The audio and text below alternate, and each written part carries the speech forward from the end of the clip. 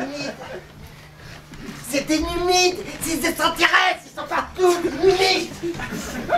Si c'est vrai, c'est une numide.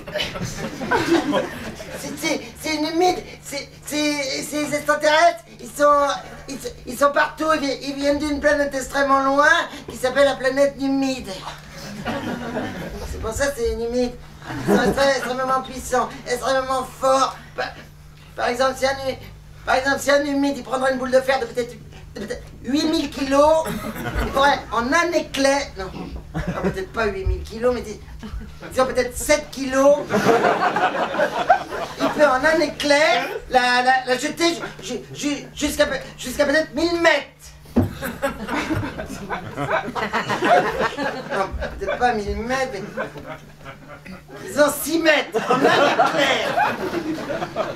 C'est extrêmement fort et même ils voudraient être des chefs de la terre, les numides. C'est pour ça, parce qu'ils sont extrêmement jaloux de tout ce qu'on a, tu vois,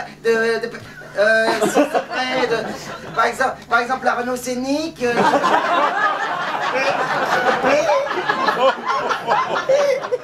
y a vraiment extrêmement belle couleur bordeaux comme ça.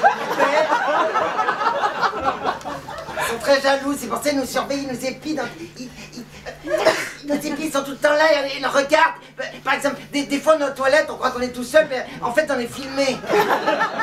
C'est pour ça qu'ils voient tout sur un écran géant par mini caméra interconnectée qui serait située dans des tout petits trucs. Par exemple, souvent par terre, il y a des cheveux frisés. En fait, aux toilettes... En fait, c'est pas des cheveux frisés.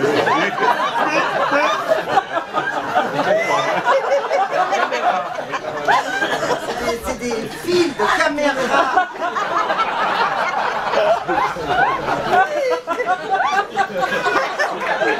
C'est des fils de caméra cosmique interconnectés. Si c'est vrai, ils transmettent dans tout l'univers des images de nous qu'on fait caca. Des revues extrêmement secrètes de la NASA américaine. C'est vrai.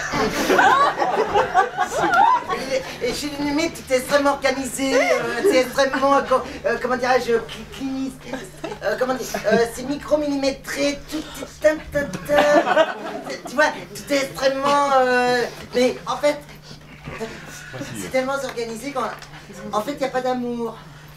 Parce que comme l'amour, ça fout la merde, comme dit mon père, il n'y en a plus, comme dit ma mère à mon père. C'est vrai. Donc un jour, il y avait un chef numide, un grand maître numide, il avait fabriqué une femme robot pour faire de l'amour. Si, et on mettait une pièce dedans, qui disait toujours « Ah, qu'est-ce que j'aime bien, ah, qu'est-ce que j'aime bien ?»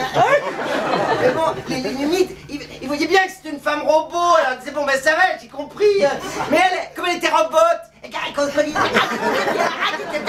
alors forcément, les numides, au bout d'un moment, ils disaient « Ça va, et puis après, fermez ta gueule, de connasse !»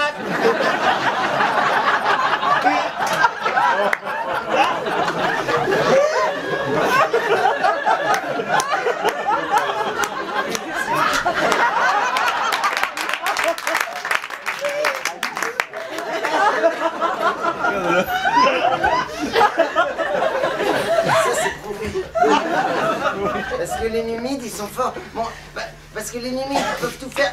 Par exemple avec un vieux slip et de la bave. Ils pourraient fabriquer de l'or. Mais de l'amour ils pourraient pas.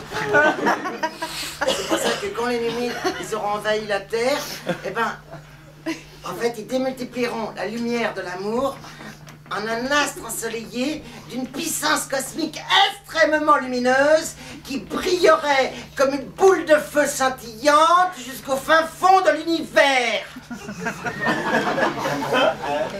Si c'est vrai. Ça c'est prouvé. Mais en même temps c'est pas sûr.